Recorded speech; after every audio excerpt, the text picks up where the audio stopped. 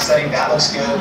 And then on auto ISO, it's at ISO 100. We are pretty much good to go. The one other thing to consider is that there is audio settings and inside of the camera, that's set to auto. And so right now we've created a shot that we can use for YouTube. I'm going to angle the books just slightly forward. All right, so those look good. And lastly, right before I hit record, I like to hit the cue and make sure that the autofocus mode is set to the right mode for what we're going to create.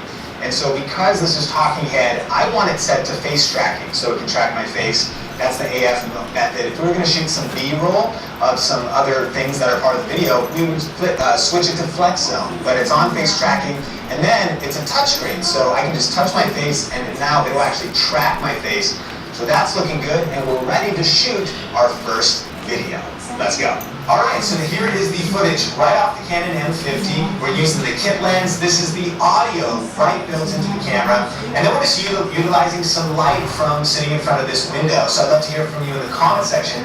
How do you think this footage looks and sounds? Okay, so we just got started with our audio, video, and lighting as basic as possible, right? Using just the camera. So I want to encourage you, no matter what gear you already have, just get started. You can always upgrade as you go. So if we started to add some accessories to this, the next couple things I'd probably want to get is a microphone for a little bit better audio, and also a tripod, because the books are awesome, but it's a little bit harder to travel with. And so I grabbed a couple pieces of kit. The first one is this Takstar mic right here. It's a shotgun microphone that comes in for right around $25 here on the US in Amazon. And again, if you want to check any of these things out, we'll link them up in the YouTube description below. And then I also have a Ravelli tripod here that would make it a little bit easier, not just for shooting right here, but also when we move to a different location. It is a great solution for pumping out a lot more content. And there's some Amazon Basics tripods of different sizes. And a lot of times you can get a tripod for anywhere from $20 to $30 for a solid one. So let's set this up and see how it can affect the shot and the audio. Okay, so I've attached the quick release plate for the tripod to the camera. And now I'm going to add the shotgun mic right on top, and what's cool is the M50 has got that cold shoe, so you can attach that right there. And it's got a mic input, and so that's pretty essential, of course, if you want to use some kind of an external microphone. So now all we have to do is flip this microphone on, and we can mount it on top of the tripod. Now, one of the reasons why I love using a tripod is, again, the books, we tried to kind of angle them, but they were a little bit more flat.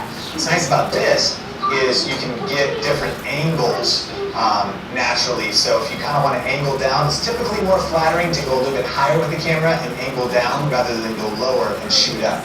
Tip right there. Look what this cat did to me. And then we could kind of figure out a shot that we want like this. Still do the face tracking as well, and all of our settings are going to remain pretty much the same.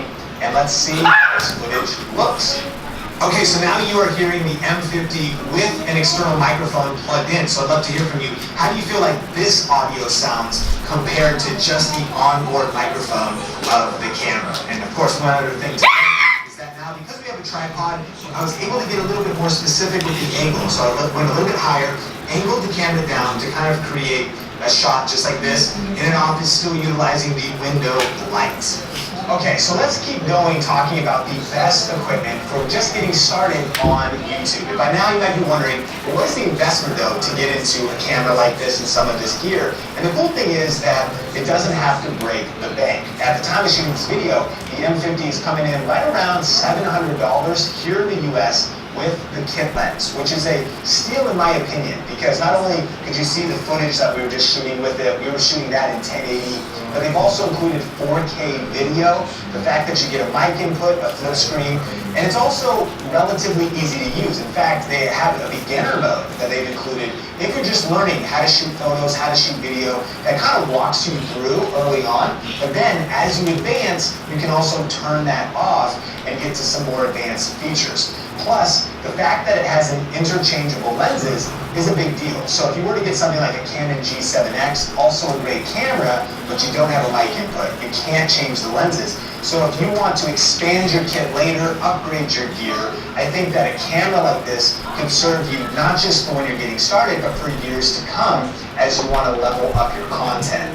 And then also there's two things that you always want to make sure you have just in case. And number one, that is an SD card.